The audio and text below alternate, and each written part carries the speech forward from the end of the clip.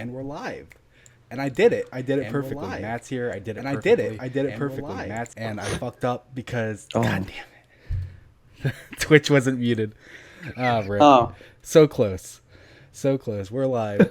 Loose Cannon's here. We got MyelinGames up there. We got a giant guardian. We got a Baxter way over there, and Rhino's in the other corner.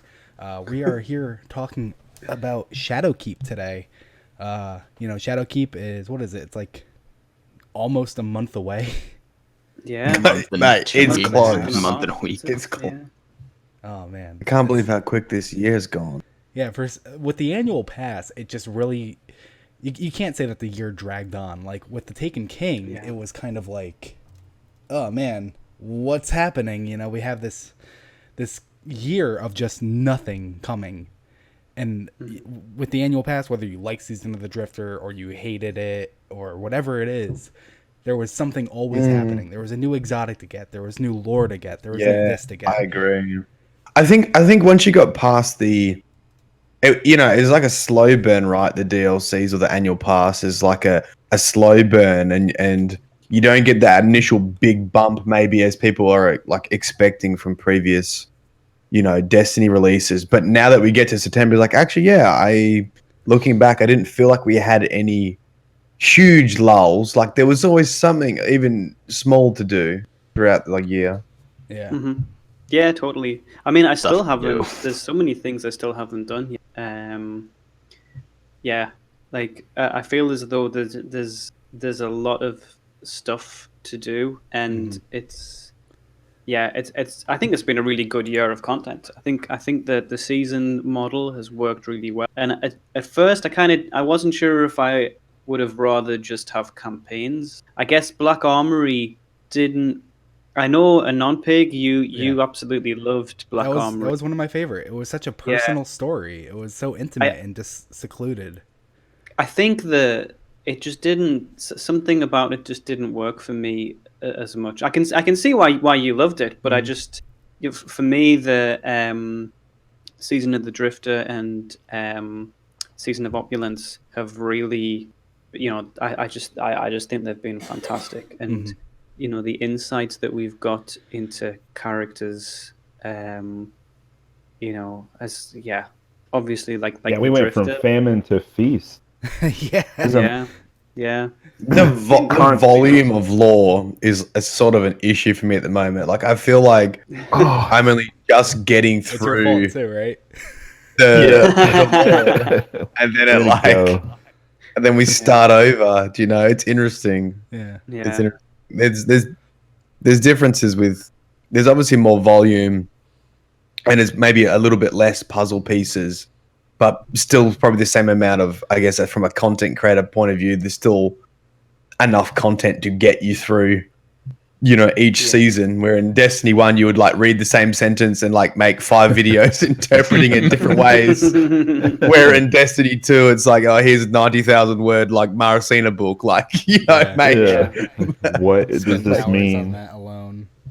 Yeah. I miss campaign missions and story that came from that, but at the same time, the lore books have really filled in. And I love still, The Man with No Name blew my mind as a lore book. So, without campaign missions, the lore that came from the seasons was just, and filled in so much of the universe. I guess it's kind of easier for us to accept when, they take away the campaign mission, the traditional style, and they say we're going to tell it through lore books. It's easier for us to go, we're good with this.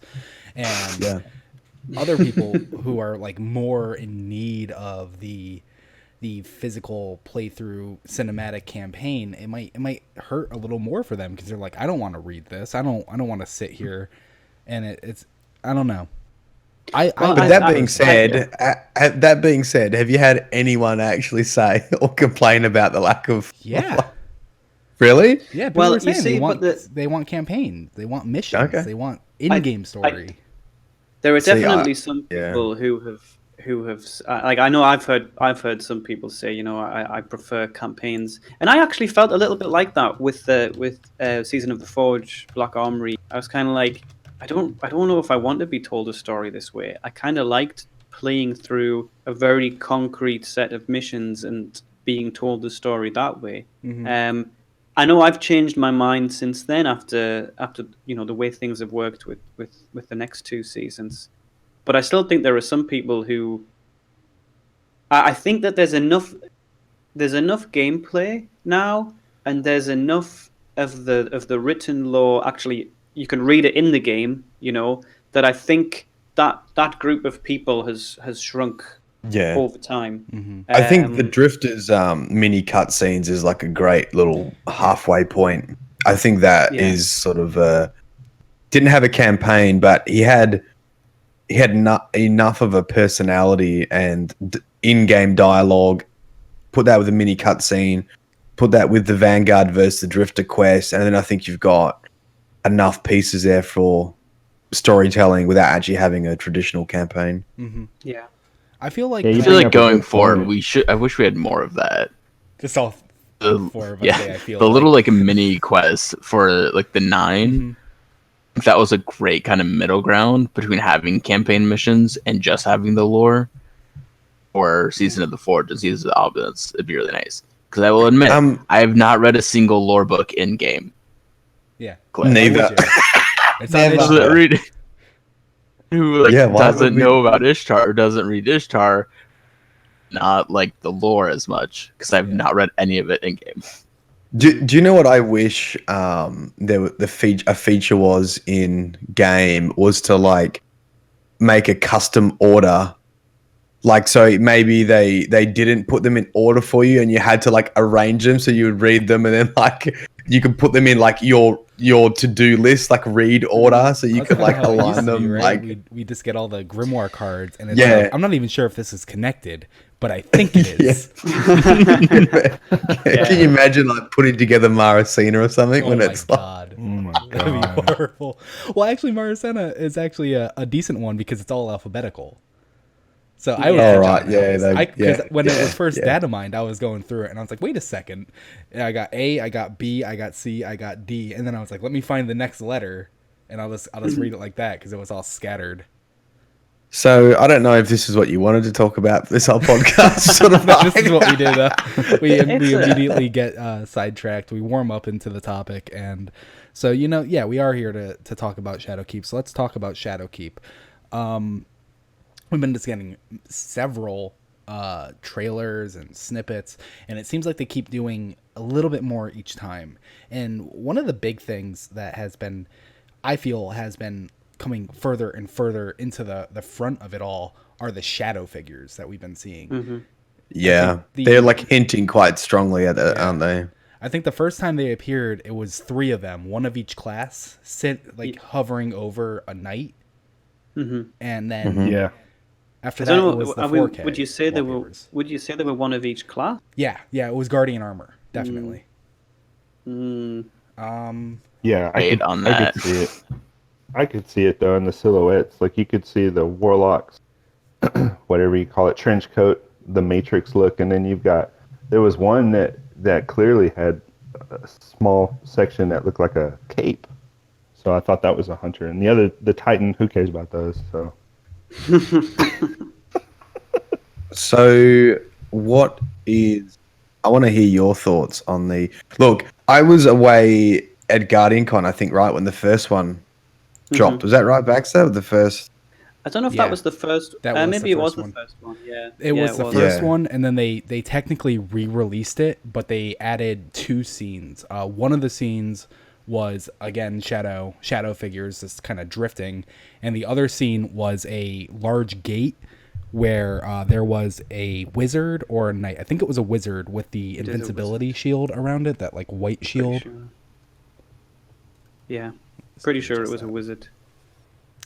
Okay, so yeah, I was away, and then as soon as I got back, I had a ton of other work to get into, and then I'm sort of been struggling to keep up. So what are your analyses of the Shadow Guardians?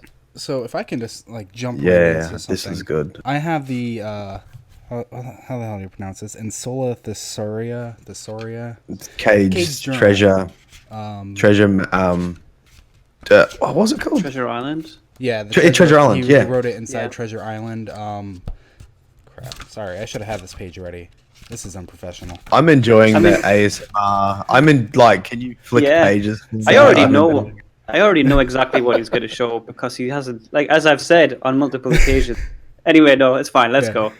Basically, Cade is an EXO. He was created as an EXO before the collapse, and he lived through the collapse. And his memory is like very distorted because he's an EXO. But in his journal, he writes about his memories of the collapse, and specifically, there are these like kind of illustrations.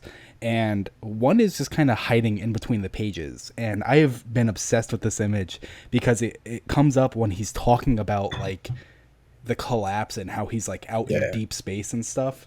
And so then for our video listener or live viewers, you can see that little humanoid figure kind of crouched over in like a puff of darknessy smoke. And there's a Cabal looking one too. Yeah, there's a Cabal looking one to the left. So it's like, are these the nightmares?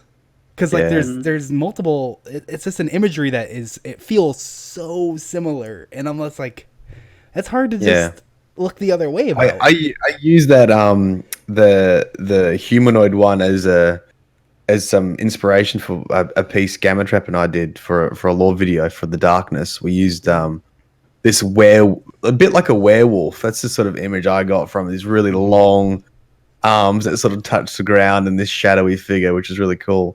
But yeah, I forgot about that. That's a cool that question that's never been answered. Those images of like, it's like, what are these? When did that come out?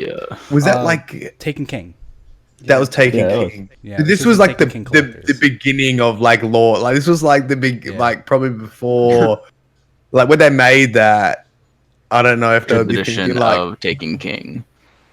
Well, I mean, they were working on Taken King like immediately after the launch of the original Destiny vanilla campaign. So I mean, a lot of people think we're getting reintroduced to the darkness, and everyone likes to quote the famous Luke Smith quote that Destiny 2 does not have the darkness, and everyone's like, "Oh, they dropped the darkness. It's never coming back. They don't know what it is." They've always known what it was. They've always had ideas of what they wanted it to be, and that's clear because there are consistencies throughout the game. Yeah, it's just they needed to refine what it was. They needed to polish it so it the Red War wasn't about the darkness. That's what their whole focus was. They were trying to shift the focus off of the darkness for a while so that they could tell the story of the Cabal and the Red War so that we could better understand the universe around us without having this overarching looming question mark that we keep going to every time there's some enigmatic figure that pops up. And I think sorry, no, go ahead. No, I was just going to say I think Luke's distinction at that time was just trying to help us keep our focus on the next expansion, which was Destiny 2, which it was just kind of keeping us from going on crazy tangents. But the TTK was that was a huge dump versus what we had in the entirety of D1, even including Dark Below. So once the Taken King came out, I mean, we were just flooded with stuff. And then there was kind of a little bit of a drought, and then we got Rise of Iron again. But the story has shifted over time. And here we are today with just a buffet of knowledge that we still don't know everything about. Yeah. Yeah. So, Anon, you think... So you draw the connection between Cade witnessing the collapse and these dark creatures in the treasure book, which are sort of probably sketches of his sort of exo mind all jumbled. So where does that lead you to think about what we see in the trailers? Well, so they said that whatever was under the moon, and we just had that most recent trailer, Vidoc developer impressions, where they show one of the no doubt opening cutscenes. Eris is deep under the moon, and she accidentally like touched something that unearthed this ancient evil, this hidden darkness, as they called it. And if it's been there for a long time, like, could it have been the same? Could it have been something that was there since the collapse? Like, did it hide in the moon during the collapse? Is that how long it's been there? And could Cade have seen it? Could it have used alien forces as nightmares? Could it have resurrected other things? And Cade he mentions in it how he was there to fight a hive, and it wasn't hive. It was like different. And it's could he have actually been fighting a nightmare or a phantasm, whatever it's officially called in the game when Shadowkeep launches? And if so, is that kind of looming darkness figure a guardian soul being resurrected as a phantasm? And if it is, will these be an enemy? Will these just kind of, does their light protect them in some fashion? You know, it's kind of up in the air. But there was actually another screen from these trailers where someone is scoping in on the floating figures, and when you look at them through the sniper rifle, they're glowing red, almost like they're meant to be damaged. As in, like, you need to shoot them. Yeah, like kind of like they have a red glow to them. The Warmind things that you shot with the energy.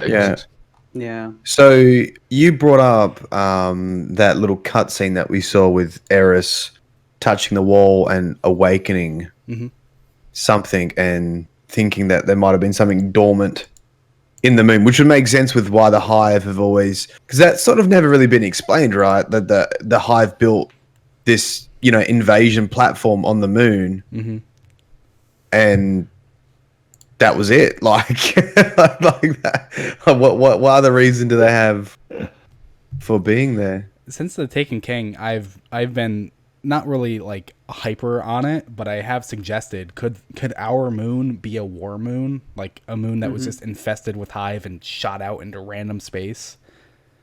Yeah, I mean it's interesting as well because like we don't really get a good sense of time scale in the books of Sorrow.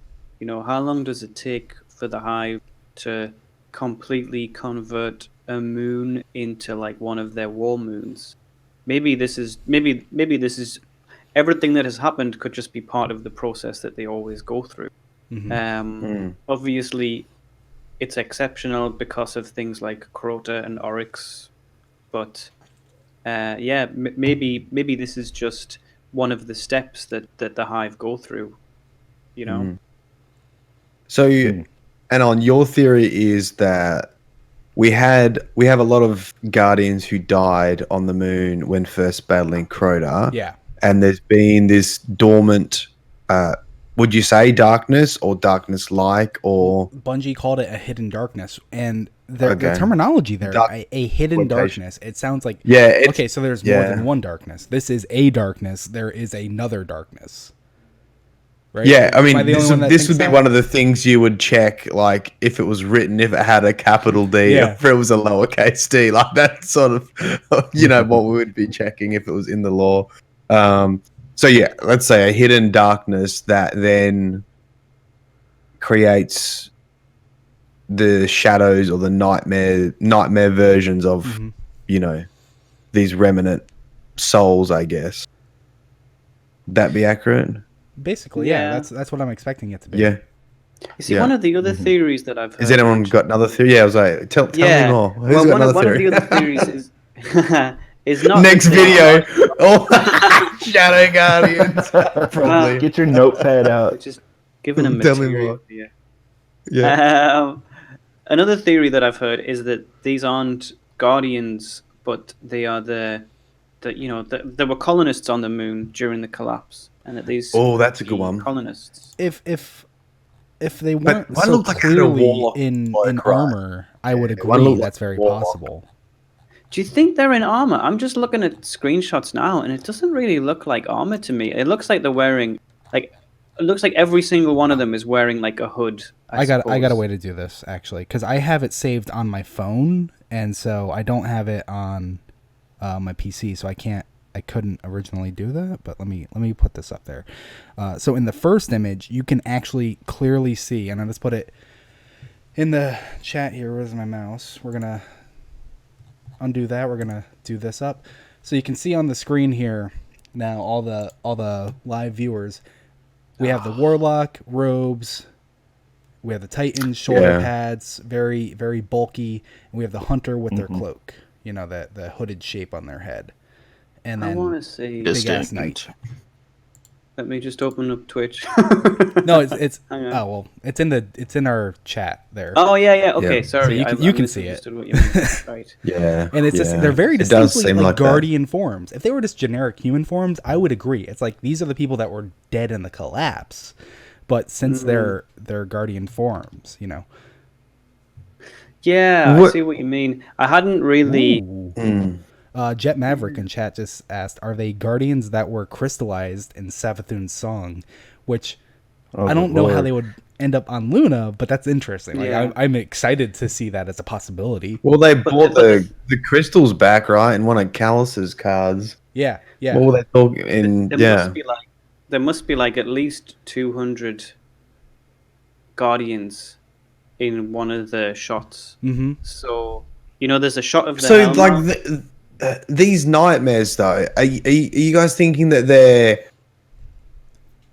Are they like hallucinations? This is like a nightmare realm that doesn't really exist, and they're like visions that we actually have to fight, though? Or you think they relate to physically bringing those characters back? Like, what were the characters we saw come back in the trailers?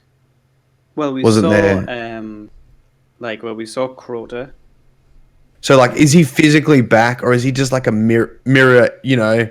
Is he a shadow image? He was titled the Phantasm of Crota. Yeah. So what's Phantasm's like ghost or something, isn't it? What's the fancy word for ghost? Yeah. But they couldn't use the word ghost because that would have been really confusing. Yeah, Crota's ghost. Crota has a ghost.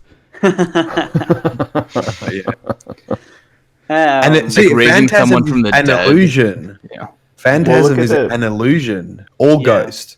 If you look at the picture, I do think it's interesting that I do think it's like, where do you draw the line with an illusion, right? Yeah. Because like everything in the Infinite Forest is a simulation, but it'll still kill you. Real. It's like, well, the reason why I say that is you said there's 200 things, so if it's more just like, okay, I'm going to make a nightmare for Guardians, which is seeing like Shadow Guardians, and it's more fabricated, then that's possible. But if it's them bringing a phantasm back to life, well, 200 Guardians is a lot. Well, maybe this is the battle for the moon. Maybe this is the 200 souls from, the moon that died. That's where I was sort of thinking there when you said there's heaps of them. Yeah. Thousands of Guardians died in the Great Disaster on the moon. Yeah. So it would explain how there's so many. Yeah. I feel as though, unless there's a colony hidden somewhere, we still don't see a lot of like. I don't know if I think that, to me, that there being that many. I wouldn't say it ruled it out completely, but I think it makes the possibility of it being related to Savathun's song is reduced, because we know there's of like too many.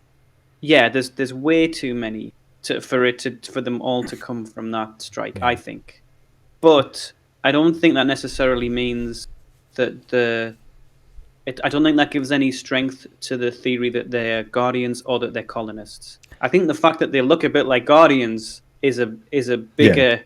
I hadn't really seen that connection. To me, they all look like hooded figures, but in that screenshot Anon shared, they do look quite distinct to the three of them. So, Rhino, what do you think?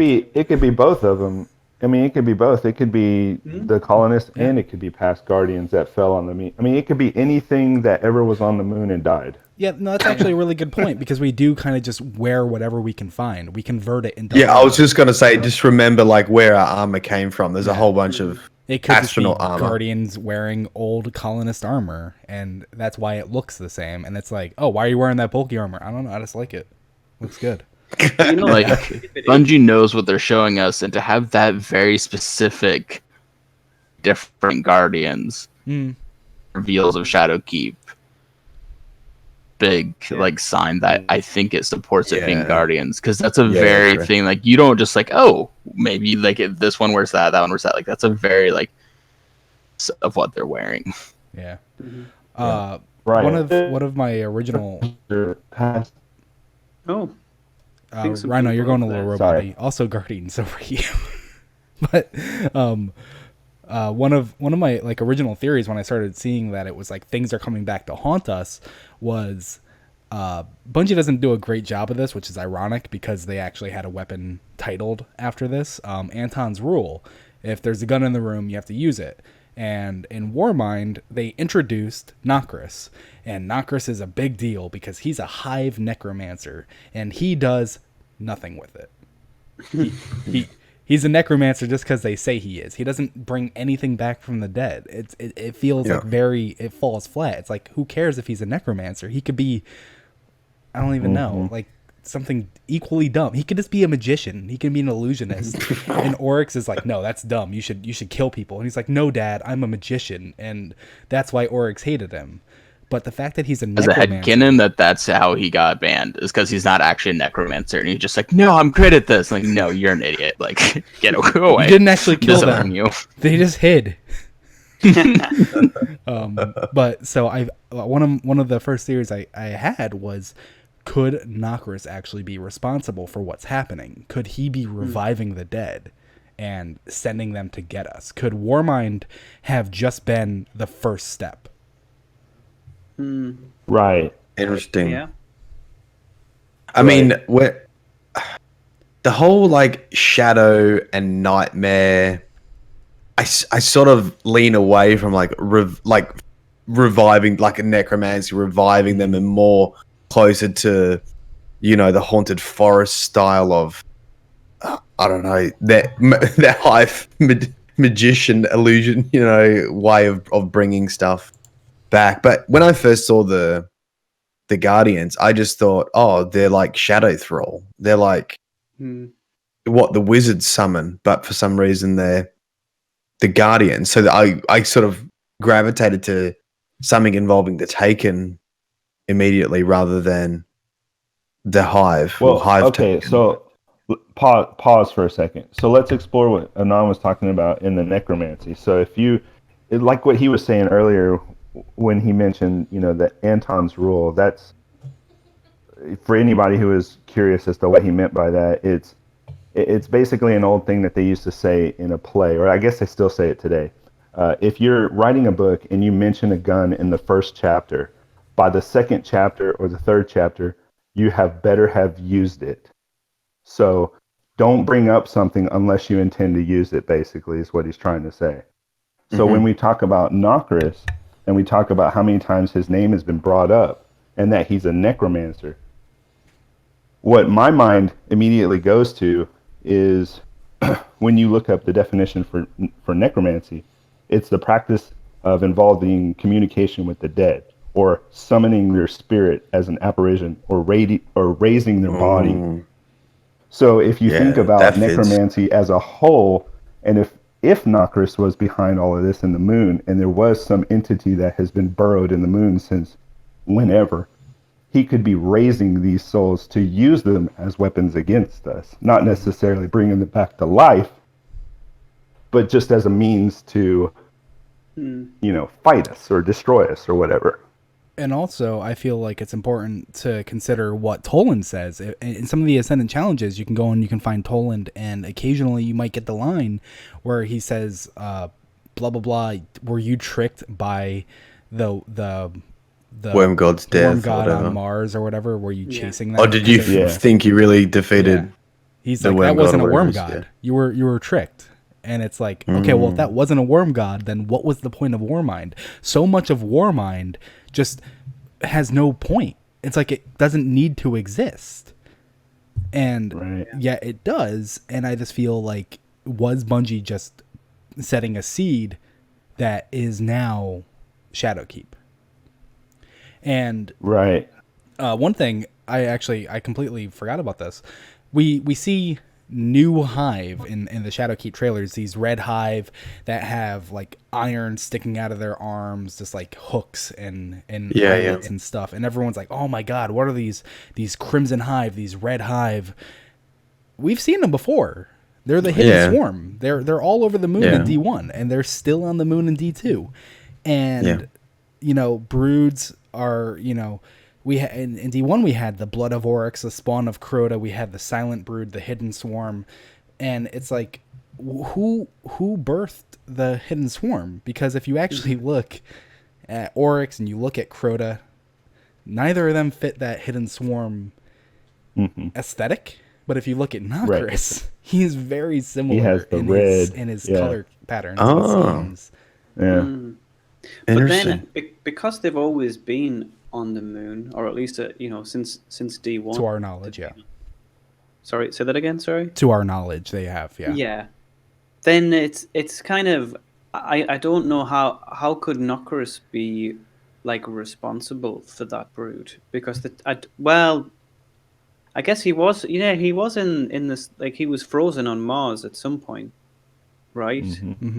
So yeah, maybe he was on the moon originally. Like if he had his Hidden Swarm and then Oryx kicks him out, what's he do with the Hidden Swarm? He just uses them, right?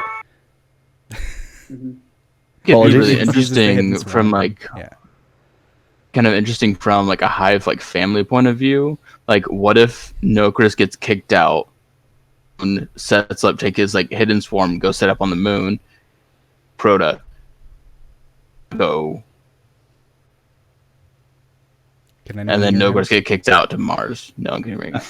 I missed a word in the middle. Yeah, I missed a lot. Oh. Well, I think if I understood correctly, you were saying, what if Crota was sent to the moon, or Crota went to the moon to fight us and fight the Traveler. What if Nokris went there to try and stop Crota, or to try and fight Crota? Is that what you were saying? Yeah, that's what he's saying. He's saying in the DMs. If Nokris went there to fight Crota.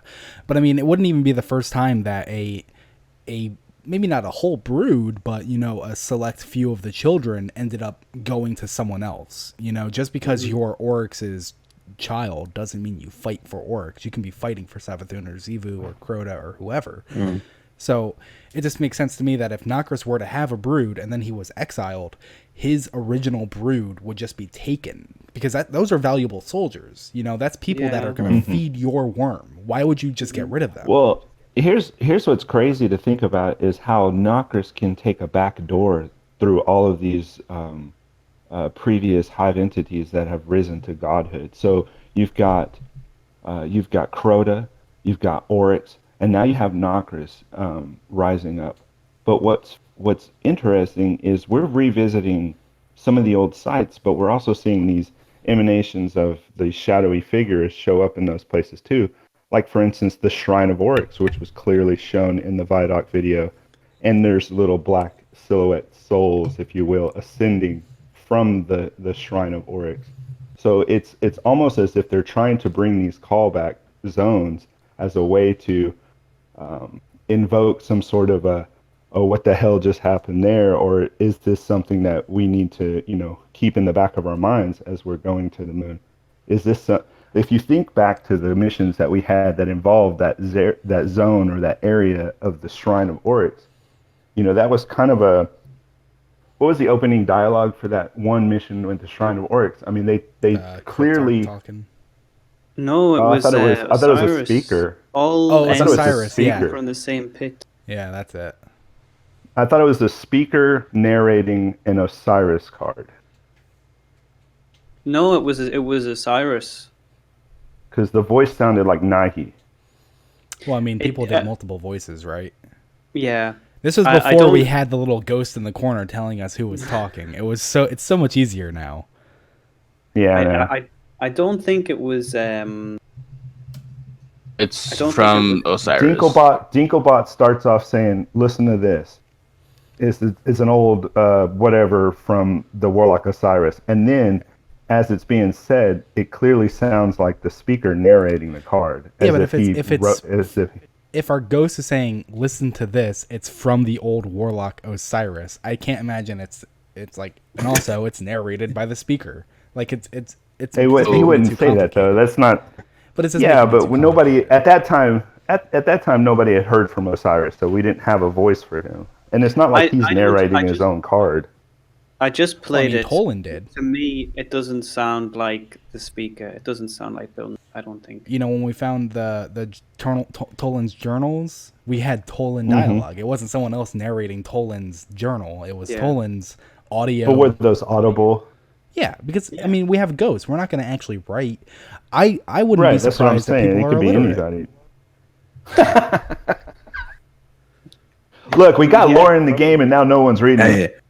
So, so talking about Crota, this is one of the things that I've never understood with the war on the moon, right? The Great Disaster. Why did he ever retreat? Because Oryx. Like Crota's just, but like Oryx just said, come back, basically. Because Oryx wanted the win. Oryx. Because he wanted to take the win. You got it? Okay, I'm gonna come and finish it. And then when Crota goes back, I never made that connection. I never thought, like, I knew he was recalled, but I never thought Oryx did that because he wanted to take the W.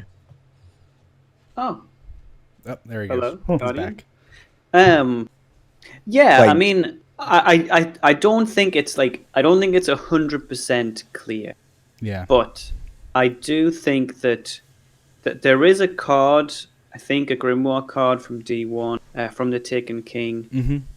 It's one of Tolan's journals. Is it from one of right? So it says something along the lines of Oryx. After it looked like Crota was kind of going to win, Oryx commanded him to stay on the moon until he could get there, or something like that. It's very kind of vague, but that's the rough gist, I think. Yeah, just when you guys were saying, about Nokris and Crota, I was thinking, I wonder if there's another reason for there being that big delay between the Great Disaster and sort of the Taken King. Like, I wonder if something happened. Maybe there was something dormant. Maybe there was some sort of battle there. Maybe there was some other terror. Yeah, I mean, I do think it's kind of strange, though. Sorry. It was from Oryx Rebuked. When Crota's victory over our little blue world seems certain, a moment of silence now for Wai Ning, whose directness I admired. It was Oryx who called his child back into the netherworld to plan final victory. It was to Oryx that the violence of his spawn was tithed. So basically, Oryx is like, you have it, but we need to plan it. We need to make sure it's locked down. And then in that decision-making point, we just stepped in and said, no, we're just going to kill him. And then Oryx came. Yeah, okay. Sorry to cut you off. No, I'm information gathering right now. No. Right. Yeah. I'm making notes. So, going back to the Shadow Guardians, does anyone else have any other theories? I mean, so we had the colonists, we had the Guardians. I think another theory, but I feel as though this is becoming less likely the more we see of Shadow. But it's one that Anon and I have spoken about before. I agree. It is much less likely, though.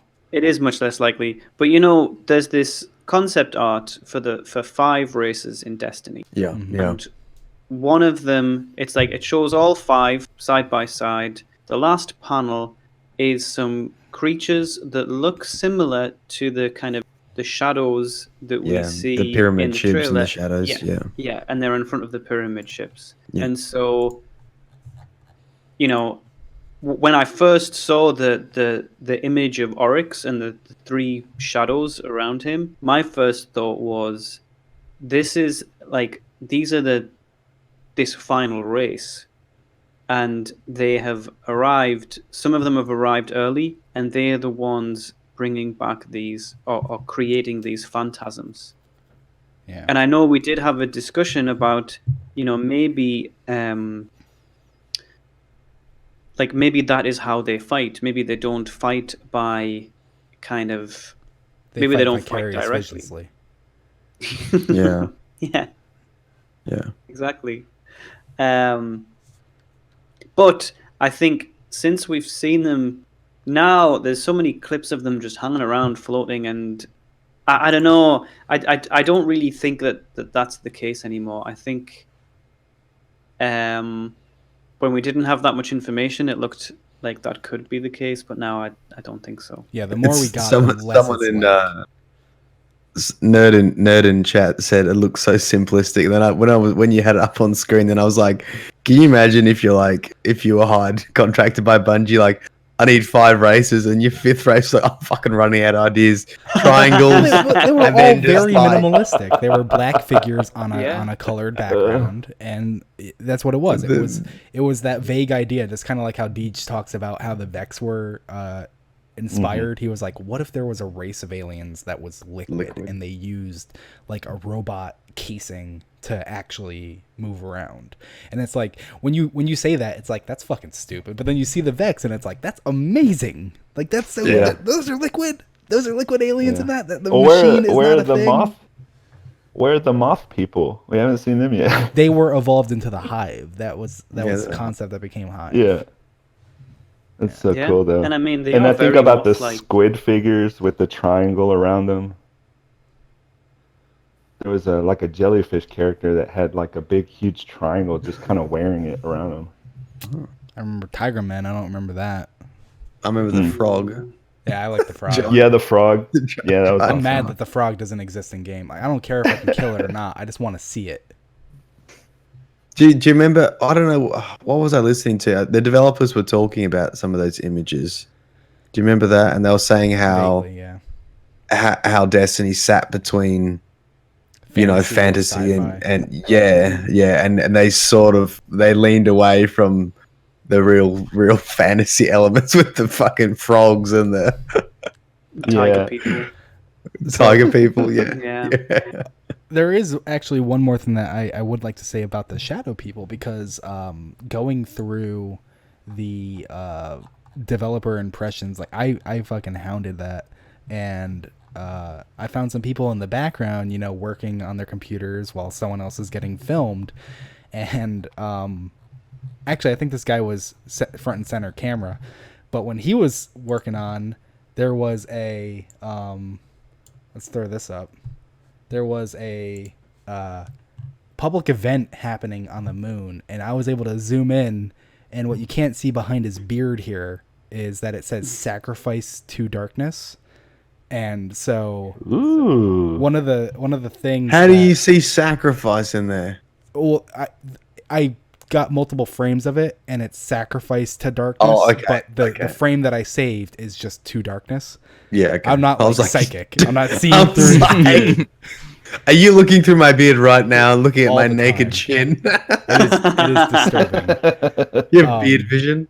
But so, one of the things that people I've seen people like kind of suggest about it, and I agree with them. I think it's very likely to be this, is that the shadows are going to be sacrificed to the darkness. Because if you actually look at some of the images of the Shrine of Oryx, there are shadows just all hovering in that, and it looks like they're kind of fading a little bit, like a little more than the other ones.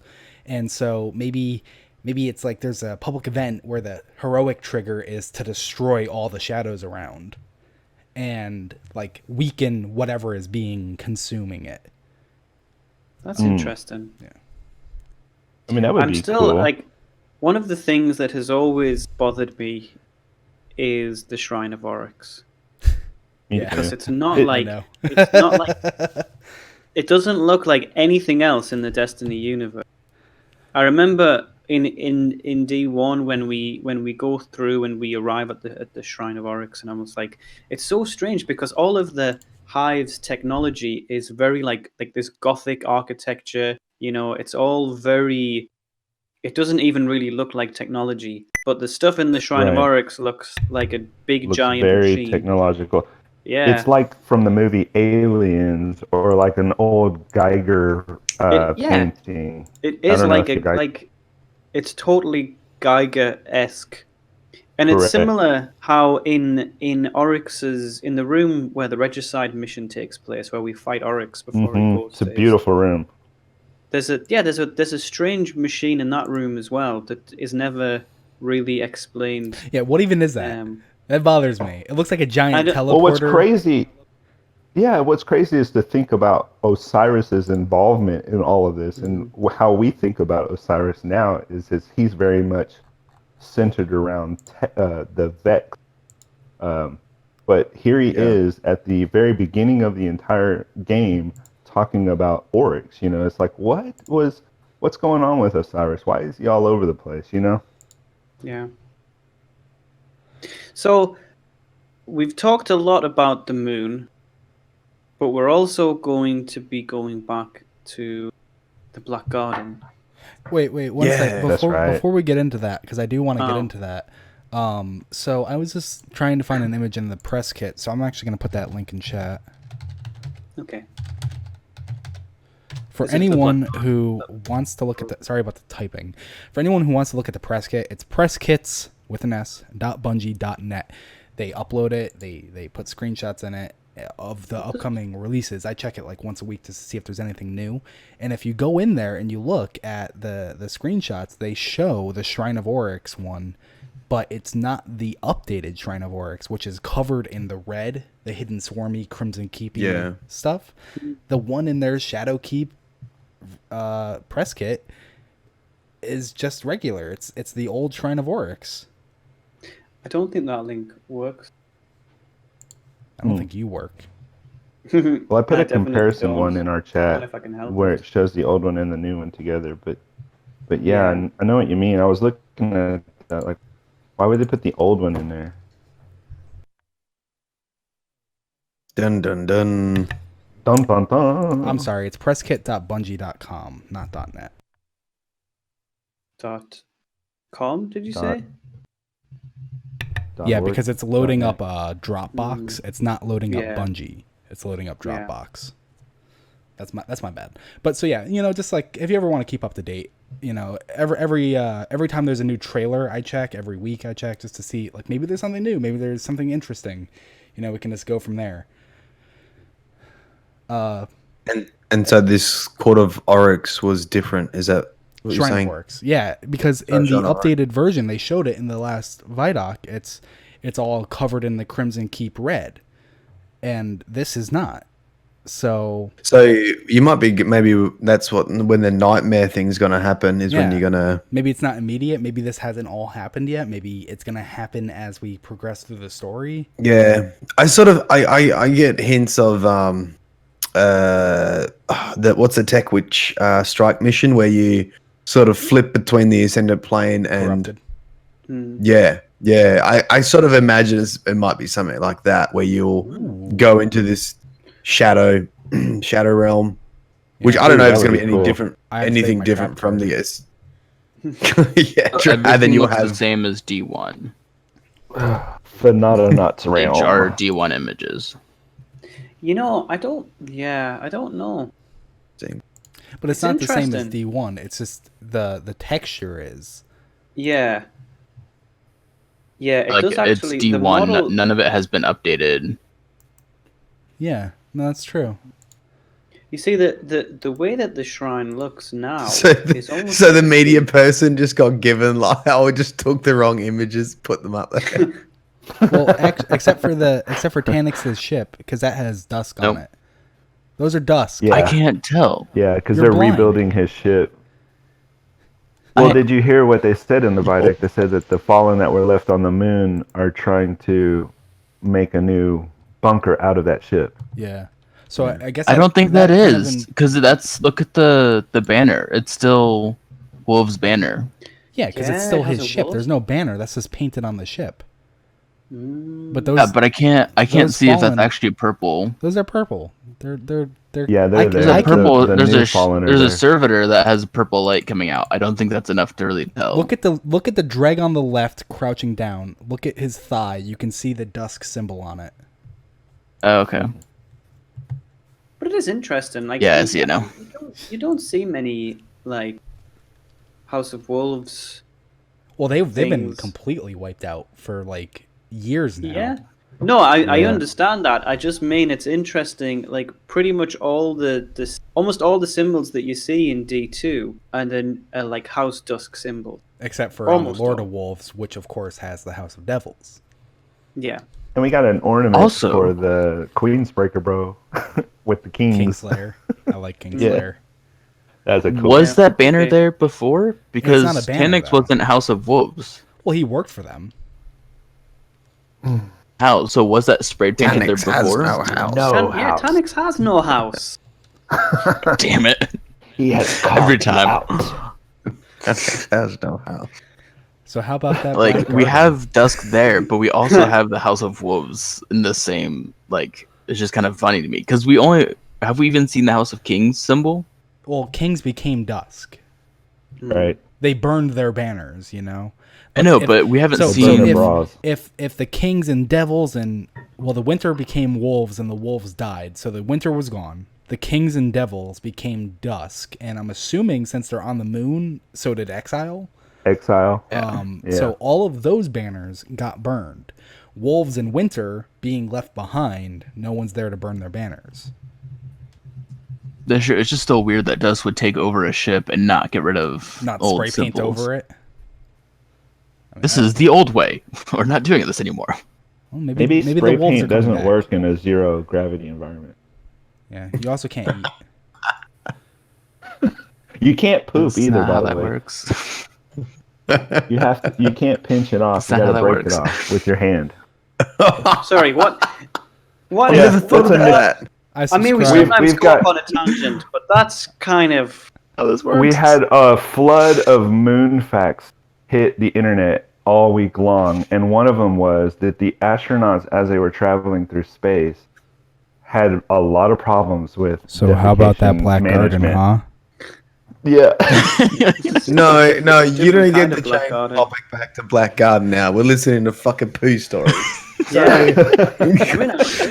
Mylin's excited. So, what was this from an astronaut? Yes. Was this from... Yes. This is from NASA. They had to. Can you imagine being NASA? Yeah.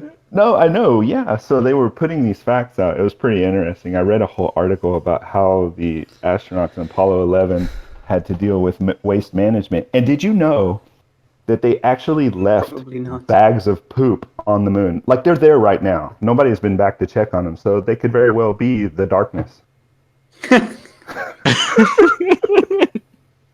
Do you reckon that would be... at Guardian Con, Bungie actually announced that not only are we going to fight the nightmares, the phantasms on the moon... Wait, are you changing the topic again? But also, there is a Vex invasion to contend with. And I think the best image I saw actually came from Toby, Mr. Happy Sadass, if anyone knows him here. Yeah. He got the original image of the Black Garden and... the new image where there is a Minotaur, a Gate Lord Minotaur looking thing with the Black Garden gate behind it. It is the exact same gate, but not only is it the exact same gate, it's got the exact same architecture in front of the gate. Like at the same spacing, the same. Oh, those little ruins in front of the gate. Those are there too. So to Mars, isn't it? Yeah, but this one's on the moon. But all those gates can pop. It's on the moon, anywhere, right? Yeah. Well, see, that's so. Look, I missed the something has to be done. I missed the announcement. What did they actually say about the Black Garden? Like, what was said? Raid. So they said the raid is in the Black Garden or something to that effect. Mm-hmm. Yeah. Well, they showed a cutscene. Where would the coolest place to have another raid is, and obviously the Black Garden is the answer. Okay. Etc. Yeah. So, do you think the Black Garden, that the black stuff in the Black Garden, do you think this is going to tie back into the shadows? The Shadow Guardians? Think, as somebody said, let me see if I can find who said. Somebody said it in the chat earlier. There are similarities between the way that the Heart of Darkness behaves with these kind of darkness tendrils that came off it, and the effect just that the concept we see, art. The effect that we even in the game, I just pulled up some screenshots from the Black Garden, and you have the tentacle arms around their silhouette. Yeah, and it's similar to the effect that you see around the bosses. Right. Yeah. Well, the Vex have that too, and if you look at the hierarchy of the Vex, the stronger ones have more of those arm tentacly things, sort of like the Harpies do. I wouldn't be surprised to find that the Black Garden's heart or whatever is somehow tied to the phantasms and everything coming back. but it doesn't seem like it is. It seems like they're love it. Distinct things. I would love it, Anon, if the whole point of the mission of us going to the Black Garden and getting the heart was originally architecture done by the Queen and Uldren, and like it was a whole sham. That would be awesome. I mean, we know that it isn't because of open your eye and go into it. Because he had already been there. He was the first one, right? Yeah, Uldren was the first Awoken to ever be inside. First Awoken or just anybody? First historically? Yeah. Maybe there was someone else, but they died. I mean, he's the first person that we know of to go into the Black Garden, probably because he's the first person who came out. Yeah, exactly. Any number could have found their way in there. This probably is because Cabal were in there first. Yeah, and so like, crazy. I don't know if I guess the Black Garden existed before the Vex arrived. But so the thing with the Black Garden is that there's more than one. There's multiple Black Gardens. You know, so it's but like, are they parallel? Are they parallel universes, or are they what I'm thinking? Like, because the Black Garden wasn't originally tethered to Mars. Sometimes it was, sometimes it wasn't. And when we defeated the Black Heart, it was again. And that's why we had in the Taken King, you were able to just walk in there from the what were those tunnels called? The volcano name? Oh, the Tenebris tunnels mission. Yes. Yep. You could just walk right into the Black Garden, and then there's Taken Blights everywhere because the Black Garden is physically on Mars again. So could one of these multiple Black Gardens also be on the moon? Like, is the Black Garden in the raid not the Mars Black Garden? Is it one that we haven't destroyed yet? Is it completely fine? Has the Black Heart progressed further than when we saw it in D1? Read an excerpt real quick. So in one of the lore pieces we got from Prince, and that I like, and it says the place is, I think, grow like a node of glimmer to attract those who seek out and destroy what they don't understand. Comment that said the Vex infest this place. It gives them something they crave. It's what they want to be. It was there by itself, ahead of its us destroying it to do anything. I feel like it says audio cut out there. Yeah, man, your audio has been quite buggy lately. I got a new mic. Like, it doesn't matter what mic I've been trying; it's still bad. That's crazy. It's got to be maybe connection. Maybe it might be the settings in Discord. You know, you can. I mean, you're also bouncing like crazy. Yeah. One of the. I think what he's saying is like the gate could have been like pre-Vex in our reality or here or whatever. But what's funny in my mind is what I immediately go to is if the Vex gates are all interconnected with one another and the shrines of Oryx are all interconnected with one another, did one learn from the other? Question mark. Or was it always that way? I feel as though it's briefly mentioned in the introduction to the Shrine of Oryx mission, but there's a phrase that Osiris says in Vision 47, which is, there's a lot of stuff he says. I'm not going to read the whole thing, but, he says, unless all ends flow from the same pit. And I don't know, I guess that quote just gets in my head quite often because... Yeah, it resonates. Yeah, there are definitely... We know that whatever the heart of the Black Garden was, like... I mean, the Vex probably worshipped it because of the information that they had gleaned from the Hive. Yeah, when absolutely. Crota cut open the wound in Oryx's throne world, and the Vex came in and learned about the power of worship. And just really fast, Crota's punishment for that was to be tossed into the Vex world. You know, it was like, what's the Vex world? Like, they have their own dimension as well. Could the Black Garden be that when it's not on Mars? Like, to say which came first, you know? Like, which did come first, the Vex or the Black Garden? Chicken or egg? Yeah, and that was a question that people were just discussing in the chat there, which I don't know. My impression is that the Black Garden existed before the Vex arrived there. But I can't remember how I know that. Or maybe I don't know that. Maybe I've got that wrong. Like, there was the old theory that the Black Garden was inside the Traveler. Remember that? Yeah. Definitely not, though. Yeah. Yeah. Well, maybe in this reality. I mean, I don't know. It's hard to. So the question is, I mean, this is a funny thing I said to on the Aussie podcast was, if we finally find out what the Black Garden is, how many years has it been since that fucking since? Oh my God, what was it? 2014. Yeah. So it's like 4 years. We know what was it. What was at the heart of the Black Garden? The original campaign is coming to an end. There's no story in Destiny. So the original purpose of the Black Garden was actually to bring the powers of the Vault of Glass out. The powers that can only be used within the vault were able to be used everywhere. So if there are multiple Black Gardens, if this is a different Black Garden, what is this purpose? If the Vault of Glass is no more, does each Black Garden have its own purpose? Does each Black Garden facilitate the same purpose, just as a failsafe? You know, like, if the Black Garden is not literally failsafe. If the Black Garden is meant to produce something, what is this current Black Garden's production?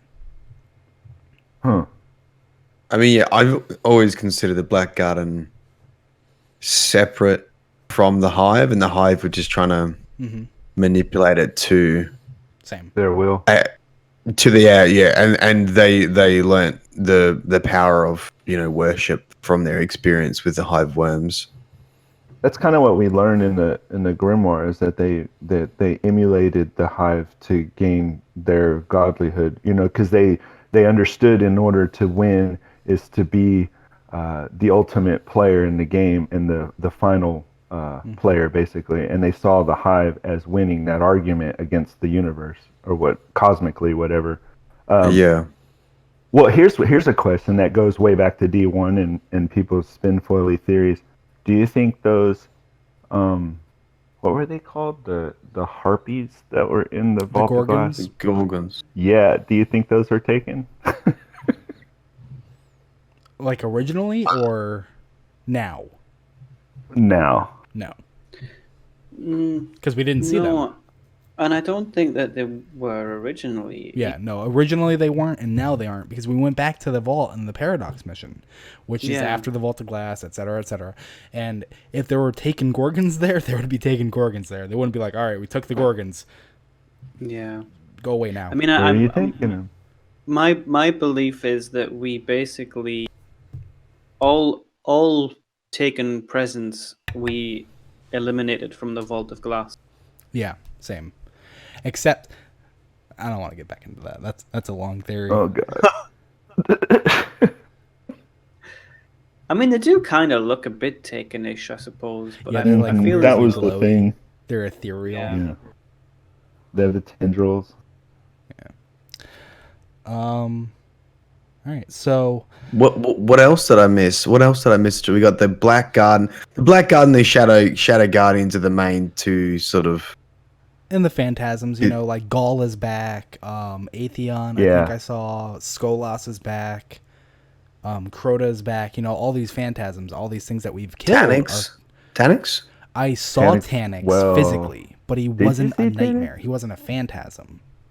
He's just chilling out. Yeah, he was just Taniks again. He wasn't even seen Taniks. Hey guys. Yeah, because didn't Varix talk about Taniks coming back again, or was he just saying that the Fallen had ways when he spoke to Cade Yeah. 6? Yeah, so he said the Fallen that's have what we ways of coming back, speculated in like Forsaken. Mithrax, like Taniks. And so people have said that back in... When did Taniks strike come in? Was that House of Wolves? No. Whenever the original Taniks strike came in, and it was House of Wolves. Was it? Yeah. No, but that was. Oh, maybe it was a strike. Sorry. Yeah, it was thinking that there early. a It was probably mission in House of Wolves.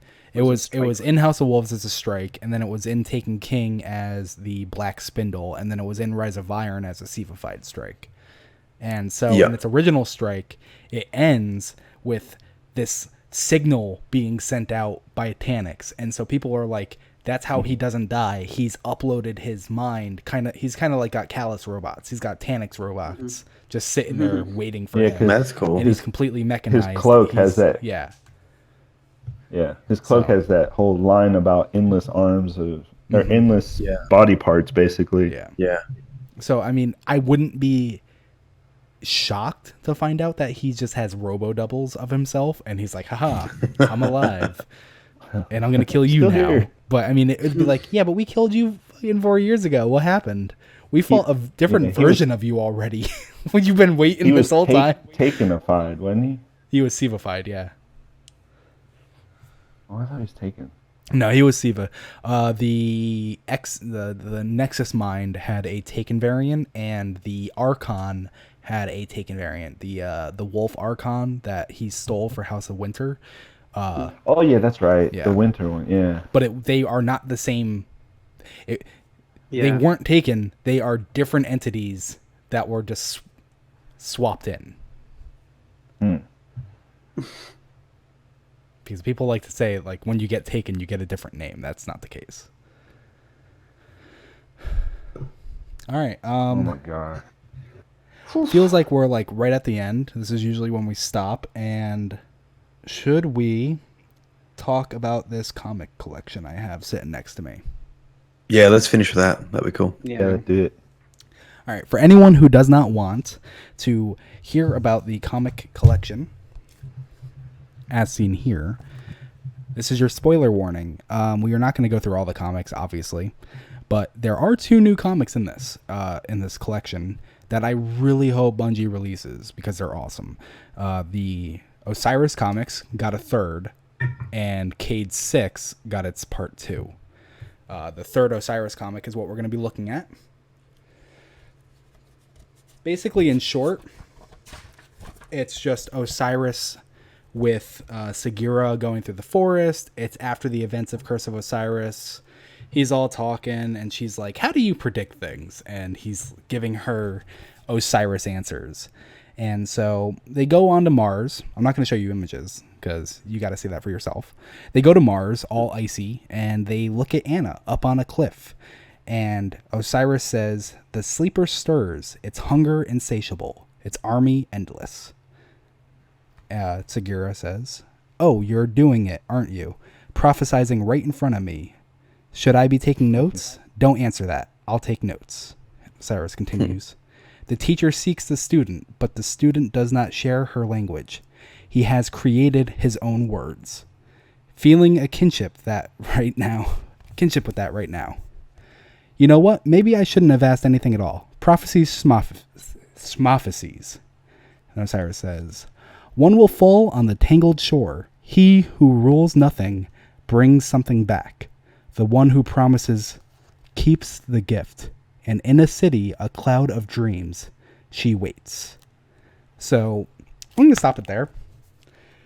Those are 2 new prophecies of Osiris coming from the Curse of Osiris era, which you should be able to piece together, predicted Warmind's campaign and Forsaken's campaign, talking about the Dreaming City and Uldren and Anabray and Rasputin.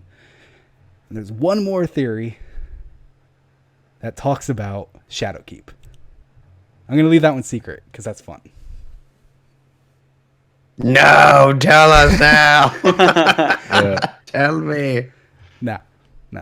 This is much more fun. If Bungie doesn't release these anytime soon, I will post my thoughts about it because it is very interesting. And before Shadowkeep, at the very least, I'm sure we will talk about it. Us on Loose Canon. The reason that you didn't get these earlier is because they made it. The writer insights, the artist insights in it. They say how they actually made the third one after Warmind shipped, and so it was kind of like, we can't just give this to them now. It explains too much. It gives too much away, and so it's coming to us now in the point where it's like, let's tease them with this last newest theory about what Shadowkeep might hold. Yeah, I like it. Yeah, that's cool. Man, I wish I didn't. The artists and writers weren't even in on it. They thought it was coming out, a couple months after that had happened. Because I can remember on Twitter some of them, and they were thinking, "Oh, hey, you're about to see the comic. Get ready," and then or like, "Oh, never mind. Hold on." Oh, you mean for Cade 6? Yeah, it was original. Its original delay. Yeah, part 2 of Cade 6 is good. It's nothing revolutionary. But yeah, I mean, I've got an email saying that my order's on its way, but I just want you to have a look at the language that's used in the shipping process. Yeah. Oh no. Until the point in which the package arrives in your country, which means I can't like it's a link about how to track it. So it's like, until it arrives in your country, you just gotta wait, buddy. Yeah, you gotta wait. I got this almost a week ago now, and I got it almost a week ago. Like, I always get my stuff like super early because the way that Bungie ships in the first batch, first batch of orders. The way that Bungie ships things is, if you buy it first, they're gonna send it first, and if you pay for next day shipping, when they start sending it, and you were the first person to hit buy, you're the first one shipping out. It's in order. So if you're like, oh, I'll get it next month, you're gonna be waiting a while. Yeah. So, at least that's how I think it works. No one's ever told me. That's just my observations. Because like Grimoire Anthology, Comic Collection, other things, I've gotten them like that, and then it's like weeks of people being like, I didn't get mine yet. What the hell? And I'm like, well, I paid next day shipping. At the same time though, if you live outside of the US, I feel as though it doesn't really matter what shipping option you use. You're not. Sometime in the next year, you'll get your package. I ship things to Australia sometimes, and the tracking tracks it until it leaves our country, and then it's like, hope it gets there. We'll see. Who knows? I just imagine people just think it's like Mad Max, and just some dude just driving across Australia, playing fucking air guitar whilst they are fighting for your package. We strapped your package to the back of a Tasmanian devil, and he'll be there sometime in between next year. Man, all those cyclones. That's crazy. All right. Well, this has been a very fun episode. Thank you so much, Matt, for joining us. We don't usually plug our stuff, but I want you to plug your stuff, because people should, if they somehow they don't know where to find you, they should know where to find you. They can pretty much on YouTube and Twitter is where I hang out. MyelinGames on YouTube. Try to get a video done a week. That's my schedule. So I've got one coming out. I've already uploaded it. I just was doing a tiny bit of stuff there while you were talking. I've got coming out Sunday night for the US, Monday morning tomorrow, talking about the bad Juju lore tab, and then on Twitter, which is MyelinGames as well. That's it, mate. Sweet. All right. Awesome. So I actually want to plug something of Rhino's, actually, because he said he ships things to Australia, and he recently shipped this to me, which for our viewers is a hunter knife. And my headcanon for it is that this is made out of a fallen bone or ether bone, and this one I've had for a while. This one is a Hamkara bone, which you can see that grain. Nice. Is yours from Rhino as well, Matt? Yeah. Rhino's the best. I've got a care package from Rhino as well. What's your Etsy link? Put that in chat, because if anyone wants to get one of these knives, they're extremely affordable and they're extremely amazing. I'm working with Rhino to get like 7 of these because they're so good. Oh man, I can't wait to work on that one we've been talking about. That sounds cool as heck. It's gonna be so good.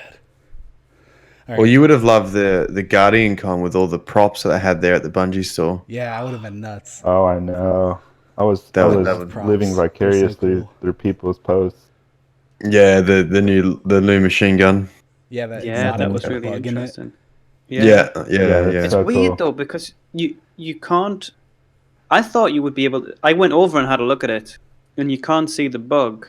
And I was like, this doesn't have a bug in it. What are you talking about? I looked all over, and then somebody was like, yeah, no, it's actually like inside. They have to open it up. Open it, yeah.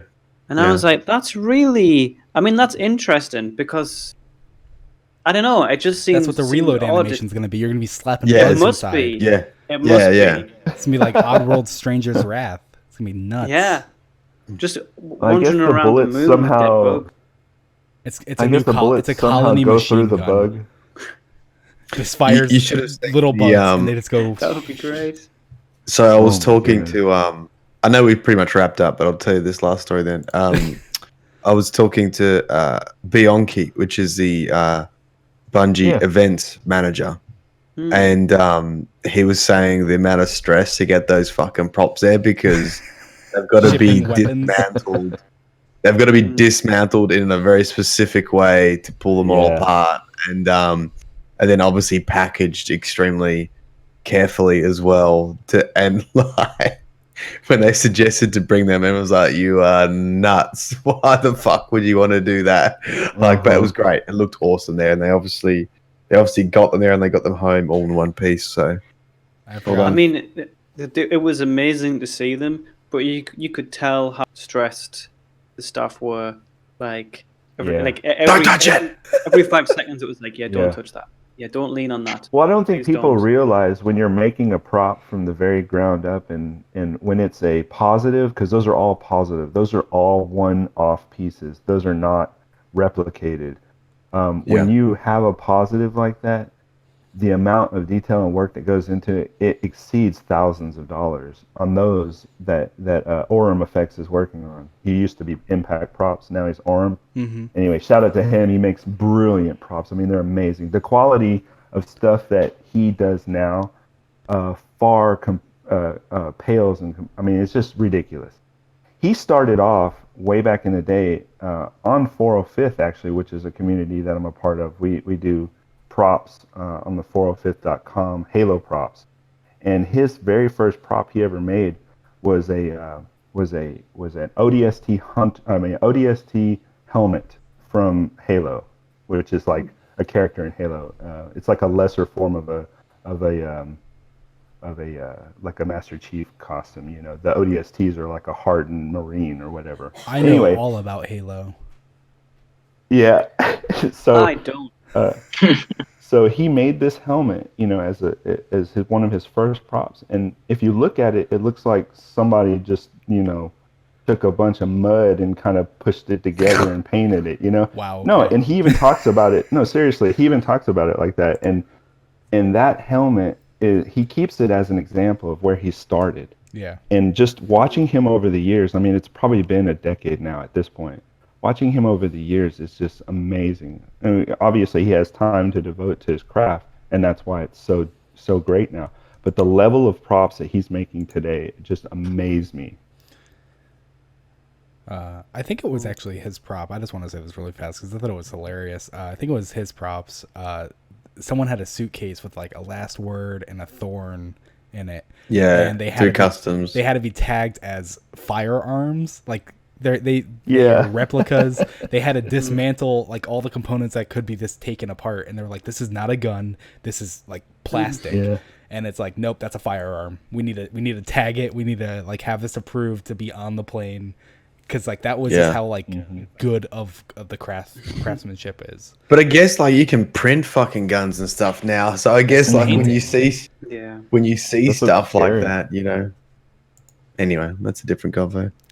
Well, this was a fantastic episode. Thank you so much again for being here, Matt. It was a blast having you on.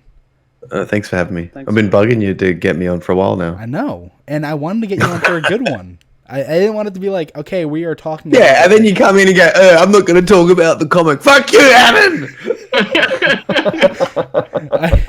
I am a firm believer in letting Bungie tell their story their way. I don't like leaking things. I don't like leakers before things get released. And so like even the snippet I shared was kind of like me edging onto my morals a little bit. Yeah, okay. So whatever. I just had to because I'm too excited. It's good stuff. Cool. It's good stuff. Yeah. Our next episode, I don't know what we'll be talking about. Solstice of Heroes will happen in between now and then. So maybe that. Yeah. It will be on August 4th, which is 2 weeks from now. If you're new to us, if you are new to us and you want to keep up with us, we have a Twitter. We are at Loose Canon Show, just like it's spelled in the top. Baxter, can you do the top corner? Like this side? Yep, right there. And thank you. It's just spelled like that. And you can find us on Twitter. You can follow us. We don't tweet too much. You can put us on notifications if you want. You can, have us or go live tweets, etc., all that nonsense. Ask us anything. We'll get to you. Yeah, and listen to us recorded. We're on everything else. Yeah, that too. The pinned tweet. Thank you. I'm so hot. I'm like melting right now because I've had the AC off for like an hour and a half now. So it's like, it's 90. Ugh. And our pinned tweet has our locations: YouTube, Podbean, Anchor, Stitcher, Spotify, iTunes, Google Play, all that stuff. It's just, you can find us anywhere. Thanks for watching or listening. Have a good one. Thanks, Bye. everyone. Bye. Bye.